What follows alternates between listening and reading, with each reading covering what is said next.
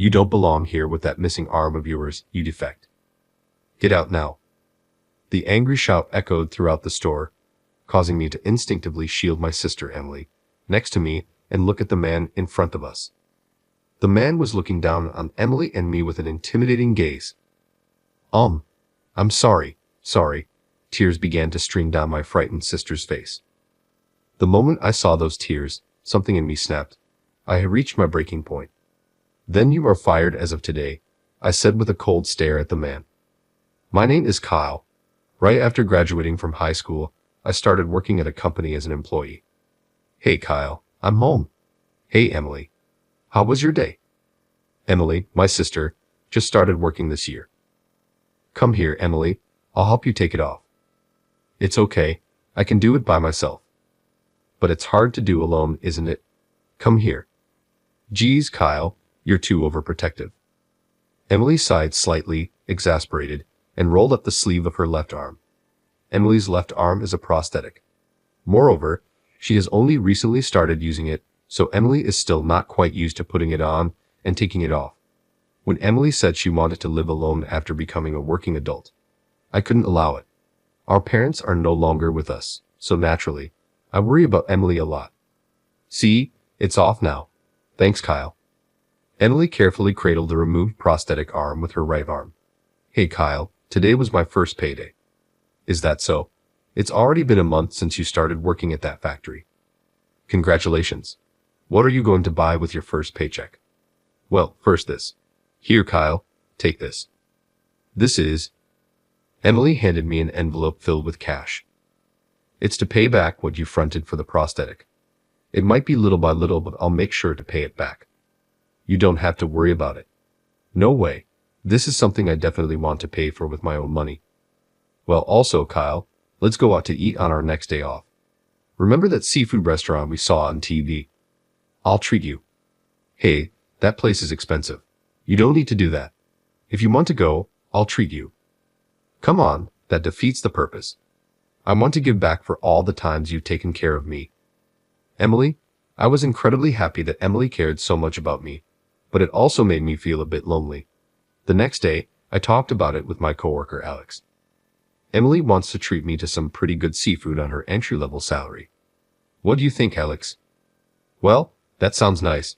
You should go, Alex said with a bright smile. I've known her since high school, and she gets along well with Emily too.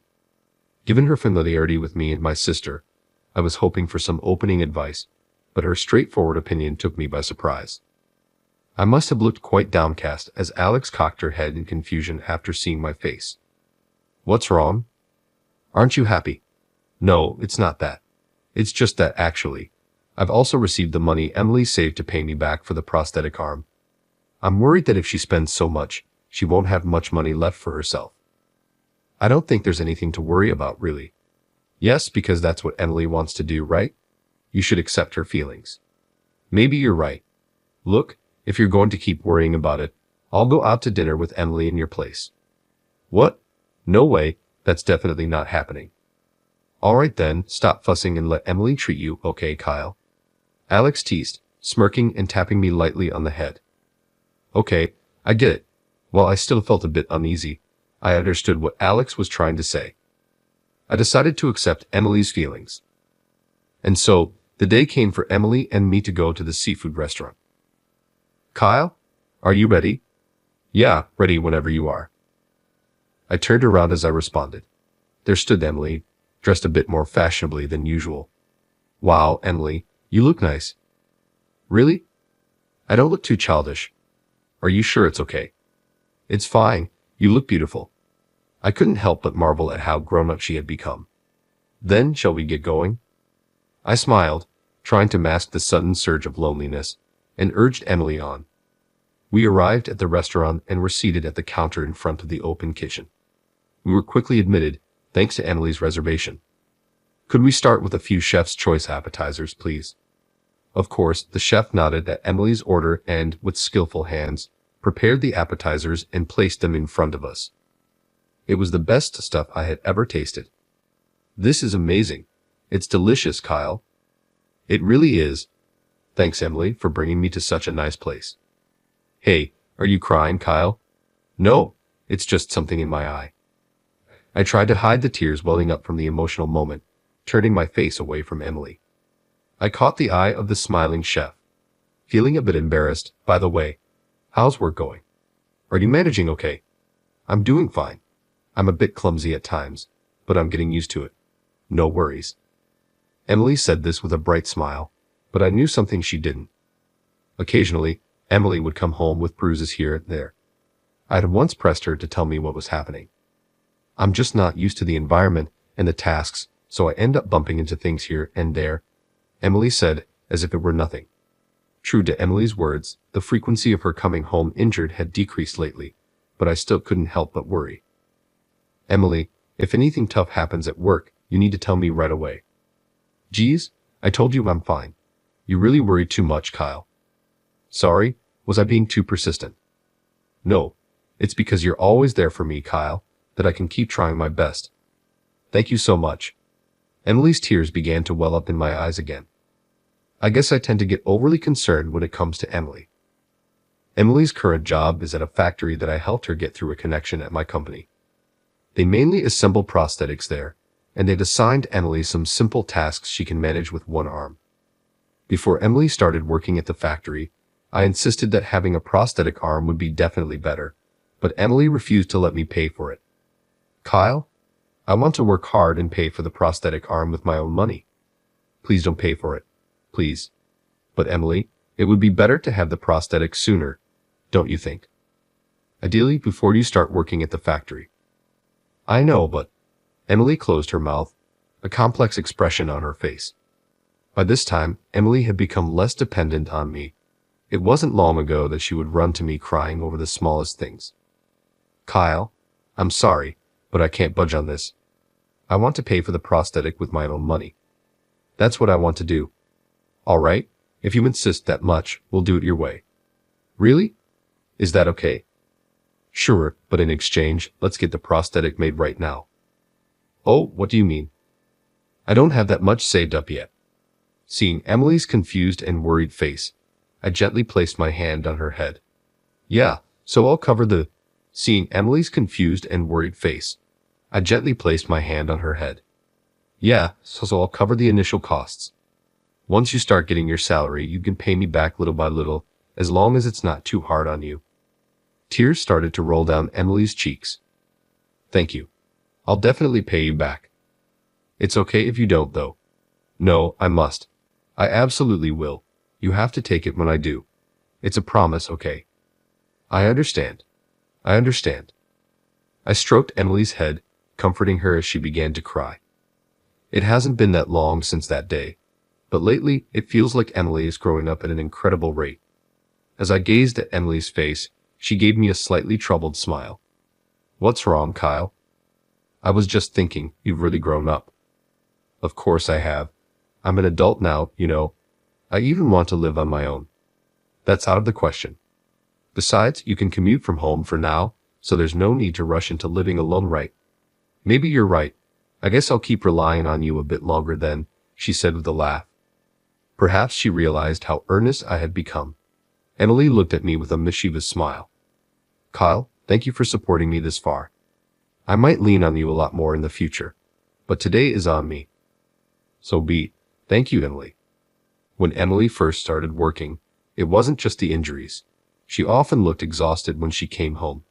I had thought about convincing her to quit if this continued, but Emily has persevered and continued with her job. I felt a deep sense of emotion at Emily's growth. Today would surely be a memorable day for us siblings. As we enjoyed the delicious meal and had a great time, a man unexpectedly approached us from behind. Emily, what are you doing here? Oh, good evening, Mr. Jones. Seeing the face of the man who approached, Emily's expression darkened instantly. It was rare to see Emily, who's usually so friendly, show such an attitude towards someone, which made me scrutinize the man's face closely. So, who's this guy? Your boyfriend? No, that's not it. This is my brother. Mr. Jones glanced at me disdainfully. I didn't like his attitude, but considering he was someone from Emily's workplace, it seemed better not to stir up trouble. Are you from Emily's workplace? I'm her brother Kyle. Nice to meet you. I'm Bill Jones, the factory manager. Mr. Jones seemed to be around my age. Despite being the manager, he was quite young. I remembered hearing that a veteran worker at Emily's factory had retired not long ago. Mr. Jones, Emily's always been grateful for your guidance, but let's leave work out of this since we're in a private setting and enjoy our time here today. Yeah, sure. I tried to casually steer the conversation away and distance us from him, but for some reason, Mr. Jones decided to sit down next to Emily. Feeling uneasy about it, I turned my attention back to Emily. Emily, would you like to order something new? Yeah, let's see. What should we get? Emily smiled awkwardly, leaning towards me as if she felt uncomfortable next to Mr. Jones. He was watching her intently with a somewhat oppressive gaze. Emily, could you look this way for a second? What? Oh, just as I thought. There's an eyelash on your cheek. Go to the restroom and take it off. Oh, sorry, and thank you. I'll be right back. Taking the opportunity while Emily was away, I moved to her seat. I somehow felt it wasn't right to leave Emily and this man side by side. You seem to get along well with your sister. I guess it's normal, I think. Now I see. It's because you spoil her so much that she's always so cuddled. His gaze felt unsettling, as if he was assessing me. At this point, I had a hunch the reason Emily often looked unhappy when she came home from work must be because of this man. Kyle, sorry for the wait and thanks. It's okay, no worries. Emily seemed to understand my actions. Upon returning from the restroom, though a bit bewildered, she took the seat I had been in. Excuse me, could we get a couple more Chef's Choice plates, please? Of course, just a moment. Chef's Choice. Mr. Jones let out a low chuckle as Emily placed her order with the chef. Someone as useless as you, who can't even carry a load, sure is living the high life. It's a special occasion today. Oh, despite dropping important parts every day and getting yelled at. His words revealed something I couldn't ignore. It seemed Emily was being made to carry loads at the factory. Excuse me, sir, may I have a word? What is it? Looking at Mr. Jones, who regarded me as if I were an annoyance, I couldn't help but glare back. Mr. Jones, Emily isn't suited for heavy lifting tasks. I was under the impression that your factory was aware of this and hired her with that understanding. Weren't you aware of this? What are you talking about? We're paying her a salary. We can't afford to give anyone special treatment, can we? After belittling me with those words, he deliberately leaned over to Emily, grinning slightly. It's disgusting, really. I have to tolerate your uselessness at work, and here you are dining in a fancy place. I'm sorry. I'm so sorry. A defective product like you with only one arm doesn't belong here. Get out now. Hey, Mr. Jones, please don't raise your voice. Instinctively, I shielded Emily and moved away from Mr. Jones. Emily, are you okay? Yeah, I'm fine. Sorry, I'm so sorry. Emily tried to hold back, but her voice trembled and tears spilled from her eyes. Emily, don't apologize. There's no need for you to be sorry. I wrapped an arm around Emily's shoulder, offering her a handkerchief. She weakly accepted it and stifled a sob. Why should Emily have to endure such treatment? It was unjust. Emily didn't choose to be one-armed. Hearing her cry, my mind drifted back to the dreadful memory of the accident. It happened several years ago. That day, Emily was headed to a PE competition with our parents. Kyle, can you come today? Sorry, I've got a practice match with the club. I see. Then it can't be helped. Let's celebrate when I get back. You're bound to win something, Emily. Okay, I'll do my best. Thanks, Kyle. I'm off then. She waved with a smile, joining our parents in the car. Little did I know that tragedy would strike soon after. Dad, Mom, Emily. Suddenly called by the club advisor, I was faced with an unbearable truth. I'd rushed to the hospital I was directed to, screaming in front of the operating room. You must be Kyle, right? Yes, that's me. Doctor, how are my parents and my sister? I'm sorry. Unfortunately, your parents. It can't be. My mind went blank. It was a car accident. I was told they collided head-on with a car that veered into their lane. Despite all medical efforts, my parents were gone. Kyle, please brace yourself about your sister, Emily. The reality, the doctor revealed, floored me. After a long surgery, Emily was the only one who miraculously survived. Kyle, where's Emily? It's okay. I'm here. That's good. Hey Kyle, my left hand. It doesn't move and doesn't hurt at all. What happened to my left hand? Emily, it's okay. Don't worry. Just rest for now. I'll always be by your side. Soon, her breathing evened out in sleep. Gently, I touched Emily's left shoulder. Oh, Emily. Oh, Emily. Seeing Emily with her arm completely missing from the elbow down, I couldn't hold back my tears. Emily had aspired to be a pianist. Both our parents and I always supported Emily's dream. The realization that such aspirations had been dashed caused me great distress. Despite knowing that neither our parents would return nor Emily's arm would come back, the sense of loss was overwhelming. After graduating from high school, I chose to work. Kyle, are you sure you don't want to go to college? Yeah, it's fine. I didn't have a specific goal in mind. But Emily, you shouldn't give up on your dream of becoming a pianist. But how can I? With a near tearful expression, Emily touched her shortened left arm. My left hand. It's gone. How can I become a pianist now? That's not true. Once your surgical wounds heal, we'll get you a prosthetic arm, and then you can start practicing again. I'm sure you'll be able to play the piano again. Really? Of course. Dad, Mom, and I will always be there to support you. Thank you, Kyle. I was determined not to let Emily give up on her dream of becoming a pianist. Somehow, continuing to strive for her goal felt like a way to maintain a connection with our departed parents. And so began our life together as siblings. Kyle, the pot's burning. Burning? Oh, sorry, Emily. It's dangerous, don't touch it. At first, we struggled with unfamiliar household chores. Enough, I've come to help. It's unfair to Emily to eat such food. Sorry, Alex. I appreciate the help. Seeing my never-improving culinary skills, Alex offered a helping hand out of concern. From now on, I'll take care of the laundry, so don't you dare touch it, Kyle. But that's too much. I'm not doing this for you. Emily asked me for help. Really? You should be more considerate, even if you're siblings. Right, sorry. Regardless of our sibling bond, Emily was a girl of a certain age. There might be things she found hard to discuss with me. While Alex's help with chores was invaluable, what I truly appreciated was her willingness to listen to Emily's concerns. Through it all, we supported each other and persevered together. Why should someone like Mr. Jones, who knew nothing about us, say such things to us?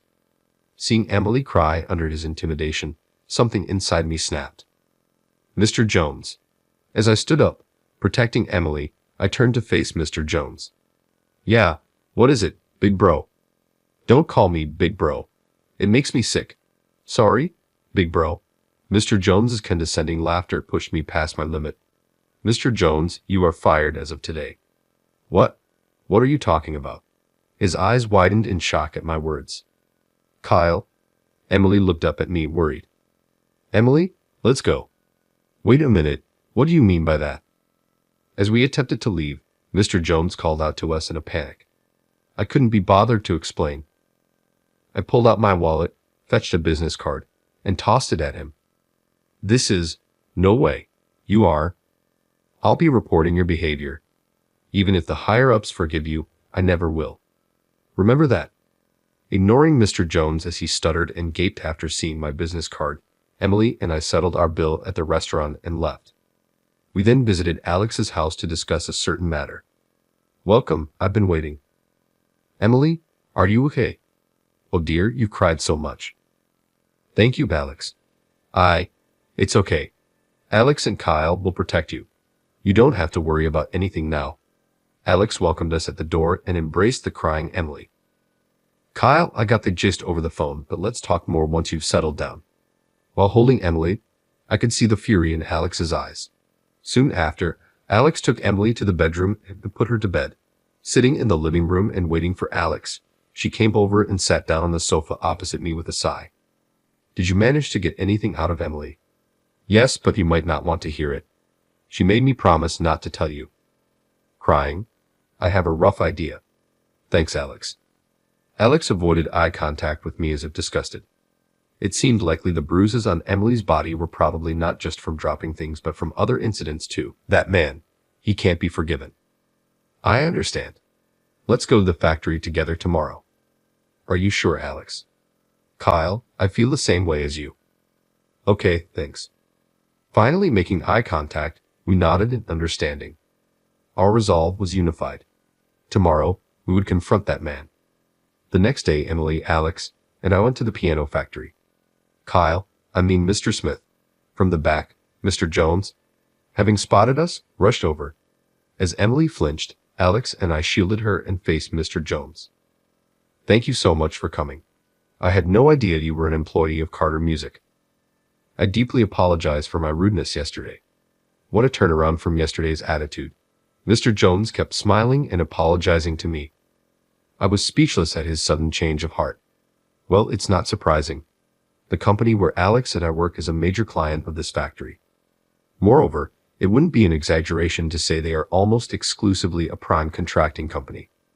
Mr. Jones, before apologizing to me, could you please apologize to Emily for yesterday and for everything before that? Oh, well, that is, with a look that said I knew everything. I stared him down. Sweeting, Mr. Jones looked around nervously. Just so you know, there's no escaping this. What's with you? Oh, well, my apologies. I haven't introduced myself, nor Alex. Could it be you are? Mr. Jones was shocked as he checked his business card. The current president of Carter Music is my father, and I work here as a prospective president. Is there a problem? No, of course not. I'm terribly sorry. So you see, you're missing the point. The person you really need to apologize to is Alex. Kyle, it's okay. I'm fine now. From behind Alex and me, Emily let out a soft cry. Then, staring down Mr. Jones with all her might, she stepped in front of us. Mr. Jones, I am resigning from this factory as of today. Though my time here was short, I am grateful for the opportunity. Emily apologized profoundly. What? What are you talking about all of a sudden? It's not like it matters if someone useless like you leaves. I couldn't care less. Don't come crying back to me. Well, we'll see who ends up regretting this. Remember what I said about reporting this matter to the higher-ups? What? I've already informed our CEO about this issue. Naturally, our dealings are official. The official documents will follow. You're finished. I've never seen my father so furious before. No, please. Hearing Alex's words, Mr. Jones collapsed to his knees, his face turning pale with despair. While he was visibly dejected, I whispered to him in a way Emily couldn't hear. Listen, I will never forgive you for laying a hand on Emily. Don't you dare show your face to Emily and me ever again. Yes, sir. Leaving a diminished Mr. Jones behind, we left the factory. Sometime later, Emily officially resigned from the piano factory and joined the company where Alex and I work. Here, Emily, this will be your station. Well, such a magnificent piano. All the attachments to the prosthetic hand for playing music are in place. Emily, do you think you can manage? Of course. Thank you so much for preparing such a wonderful place for me, Alex and Kyle. I'll do my best. Knowing Emily's situation, Alex's father, the president of Carter Music, started a new business venture for her. That venture was the company's own piano school. It focused on lessons for people with disabilities like Emily's, and she was set to teach there. Emily had started playing the piano again, and through the lessons, she had quickly mastered playing with a prosthetic hand. Emily initially played and taught songs that could be played with the right hand only, but has now grown to the point of teaching advanced pieces that require both hands. After some time passed, it was finally time for Emily's pianist to butt. Yeah, I'll have some good news to share with Dad and Mom when I get home today. It's a dream come true for your family. Alex and I attended Emily's first concert as a professional pianist. Rumored as a miraculous prosthetic pianist, the public's response was immense, and today's concert tickets sold out immediately. Hey, why don't we go say hi in the dressing room first? That's a good idea. I hope Emily isn't too nervous. Urged by Alex, we headed to Emily's dressing room. Knocking and entering, we were greeted by Emily's smiling face. Kyle, Alex. I'm so glad you came. Of course. Congratulations on today, Emily. After, why don't you, Kyle, and I go out for a celebratory meal? Oh, about that, Alex. There's a staff party after the concert today. So I'm sorry, but you and Kyle should go have dinner together. That's a shame. Tough luck, Alex. Laughing at Alex's disappointment, I couldn't help but find it funny. Kyle, come here for a second. What's up, Emily? While I was still chuckling, Emily grabbed my arm and pulled me to a corner of the room. She seemed to have something on her mind. I listened attentively. Kyle, you know this is the perfect opportunity, right? Ah, opportunity for what? Kyle, you and Alex are alone today. It's the perfect chance to confess. Hut, Emily, since when did you know about? From the very beginning, Kyle. You always put others first, didn't you? I'm fine now, okay. Emily said this with a cheerful smile. Don't worry, Kyle. I think you two definitely have mutual feelings for each other. Is that so? What are you two whispering about over there? It's nothing. I blurted out, suddenly too conscious to look Alex in the eye. What's wrong? Your face is all red. Are you okay? Yeah, I'm fine, I managed to respond. Emily watched our exchange with a beaming smile, clearly amused by the situation. On this day, as Emily's dream came true, it seemed my role as her steadfast supporter might have come to an end. As for what happens next between Alex and me, becoming much closer than ever before, well, that's a story for another time.